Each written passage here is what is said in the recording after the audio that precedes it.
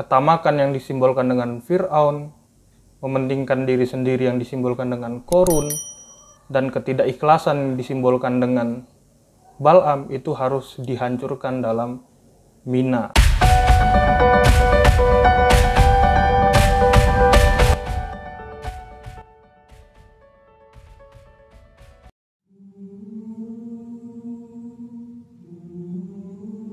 Halo semuanya, kembali bersama saya di kanal IAD.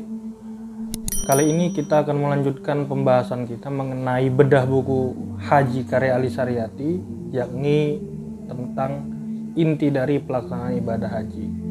Yang pertama, di sini kita akan membahas sa'i.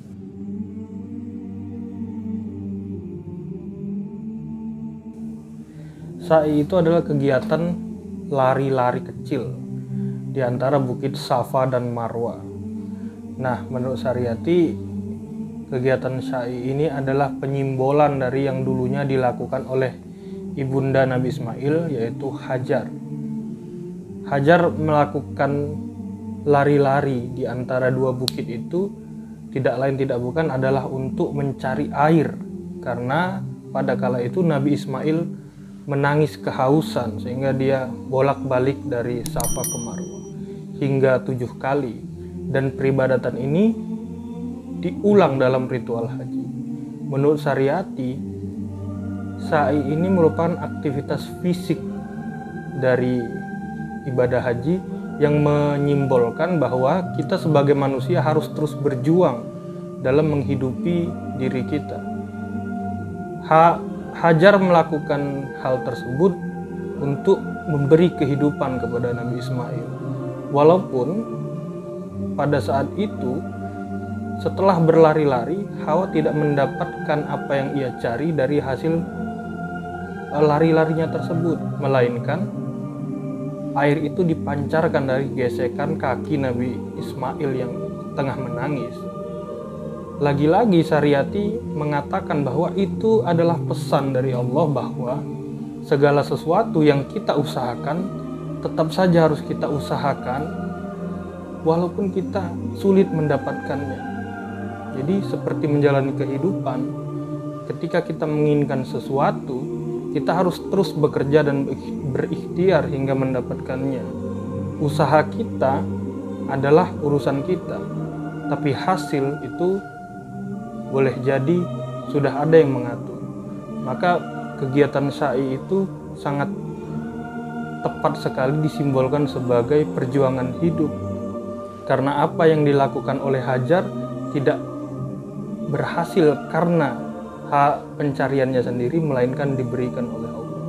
Jadi air yang dicari itu didapatkan bukan hasil dari penemuan dari pekerjaannya, melainkan karena kasih sayang Allah kepada Hajar, sehingga ia mendapatkan air untuk memberikannya kepada sang anak, yakni Nabi Ismail. Itu makna sa'i menurut Ali Saryati.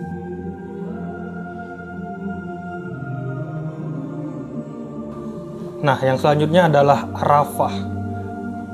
Di Arafah ini jamaah haji melakukan kegiatan yang namanya wukuf, berdiam diri di tengah terik matahari ya, tanggal 9 Zulhijjah. Nah, menurut Ali Saryati, wukuf ini punya simbol penting, yaitu waktunya yang dilakukan pada siang hari, yang kedua cahaya matahari yang terik gitu. Jadi Saryati menyimbolkan atau membaca simbol ini sebagai fase pengetahuan di dalam kehidupan manusia. Jadi manusia itu harus punya pengetahuan, karena selain itu juga Arafah merupakan tempat pertama kali Nabi Adam dan Hawa bertemu setelah diturunkan ke muka bumi. Jadi penurunan Nabi Adam tersebut merupakan simbol dari bermulanya pengetahuan. Maka pengetahuan ini sebagaimana simbol-simbol tadi, cahaya matahari dan matahari itu, pengetahuan harus bersifat objektif dan terang benderang, maka simbolnya adalah siang hari. Nah, dalam pengetahuan tidak boleh ada yang disembunyikan. Maka dari itu Arafah menurut Saryati adalah simbol penting bagi manusia untuk melakukan perjalanan berikutnya. Karena pada dasarnya ibadah haji menurut Saryati itu intinya dimulai dari Arafah ini. Jadi fase pengetahuan dulu. Sebelum melakukan apa-apa, manusia harus punya pengetahuan dahulu. Nah, itu makna Arafah menurut Ali Saryati.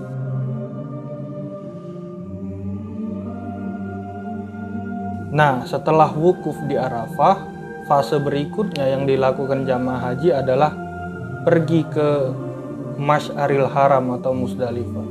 Di Musdalifah ini, kegiatan haji dilakukan pada malam hari.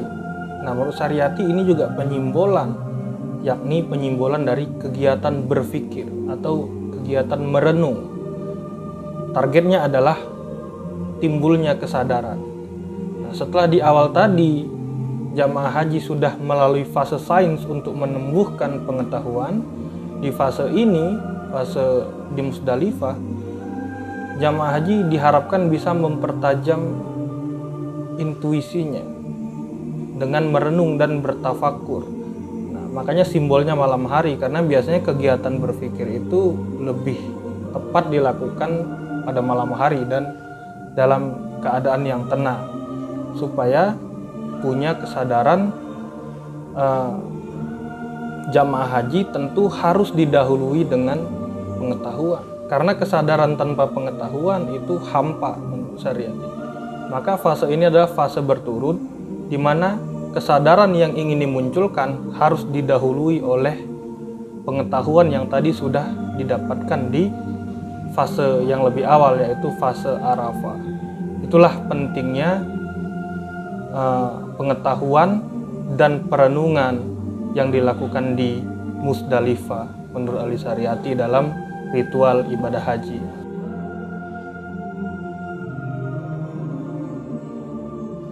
Setelah melalui fase Arafah, yaitu fase pengetahuan, dan fase Mina, yakni fase kesadaran, yang selanjutnya adalah jamaah haji bermalam, bermalam di Mina. Mina ini menurut Saryati adalah simbol cinta. Jadi kalau dibuat timelinenya, maka kehidupan manusia harus dimulai dari pengetahuan, kesadaran, dan terakhir sampai pada puncaknya yakni cinta.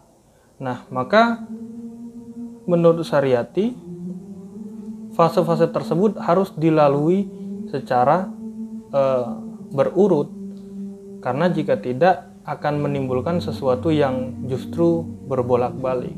Namun di Mina yang namanya cinta tentu saja ada tantangannya.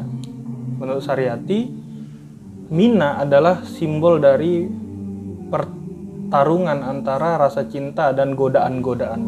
Maka di Mina, selain berdiam diri pada malam hari, jamaah haji juga melakukan kegiatan yang namanya lempar jumroh. Jumroh ini ada 3. Yang pertama jumrotul ula, jumrotul wusto, jumrotul akabah. Nah, yang pertama itu menurut Saryati, jumrotul ula itu adalah simbol dari pertentangan atau penghancuran, simbol dari tahap pengetahuan, yaitu ketamakan. Nah, ketamakan itu simbolnya Fir'aun, maka itu harus dihancurkan supaya cinta kita tidak terganggu. Yang kedua ada jumrotul wusto. Wusto ini merupakan lawan dari tahap yang kedua, yaitu tahap kesadaran. Nah, tahap kesadaran ini disimbolkan sebagai korun, yang mementingkan diri sendiri. Maka itu juga harus dihancurkan. Baru yang ketiga adalah jumrotul akobah. Akobah ini adalah lawan dari tahap Mina sendiri atau fase cinta. Itu disimbolkan dengan sosok bernama Bal'am. Bal'am ini seorang ulama yang terkontaminasi dengan politik. Maka itu harus dilawan dan dihancurkan. Nah, dalam Mina kita disimbolkan untuk menghancurkan patung-patung tadi yang sebenarnya ada di dalam diri kita supaya benar-benar bisa merdeka. kita benar-benar bisa hidup hanya untuk Allah semata. Maka ketamakan yang disimbolkan dengan Fir'aun, mementingkan diri sendiri yang disimbolkan dengan Korun, dan ketidakikhlasan yang disimbolkan dengan Bal'am itu harus dihancurkan dalam Mina, yang merupakan puncak dari fase perkembangan atau fase dari pertumbuhan kesempurnaan manusia yang dilakukan melalui ibadah haji.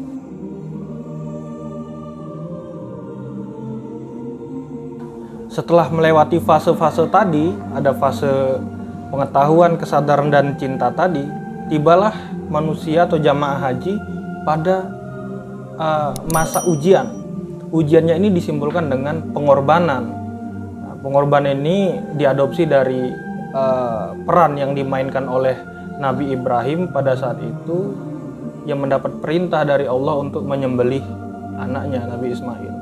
Maka dalam ritual korban kita sebenarnya diuji, sebagaimana petuah yang sering kita dengar, yaitu ujian terberat adalah, atau perang terberat adalah perang melawan diri sendiri. Nah, kurban ini sebenarnya adalah sarananya ya. Jadi pada saat itu Nabi Ibrahim disuruh memilih Allah atau Ismail, kan gitu pada puncaknya. Dan nyatanya memang Nabi Ibrahim sebagai manusia paripurna, beliau tanpa ragu akhirnya memilih Allah, yaitu mengikuti perintahnya dengan melaksanakan korban, menyembelih anaknya yang sangat didambakan. Jadi ujian ini memang tentu sangat berat ya. Jika kita kontekstualisasi, mungkin sekarang ada banyak yang kita tergantung kepadanya. Misalnya sebut saja HP, sebut saja internet, dan lain-lain. Kita menjadi tergantung. Sebagaimana dulu Nabi Ibrahim menggantungkan cintanya pada anaknya yang lama didapatkannya itu. Tapi toh pada puncaknya itu juga harus dikorbankan. Maka pengorbanan menurut Sariyati adalah simbol dari ujian. Apakah kita benar-benar telah memilih Allah sebagai satu-satunya dambaan kita dalam kehidupan, atau masih terpengaruh dengan hal-hal lain, apalagi yang kita cintai. Begitu menurut Sariyati makna dari pengorbanan.